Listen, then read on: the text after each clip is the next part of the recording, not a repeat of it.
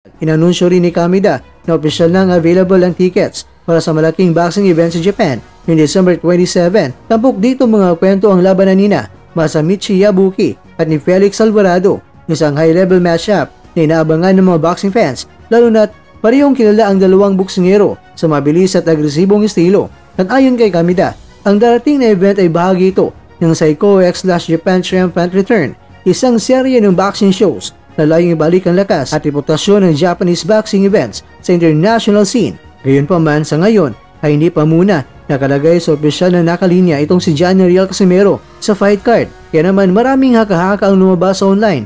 Baka hindi raw kasali talaga. Ngunit batay sa mismong payag ni Kamida sa nakarang buwan ay isisingit niya si Casimero. Kaya hintayin na lang natin mga kwento ang final announcement. At alam naman natin ngayon na si Casimero ay todo ensayo na sa ngayon.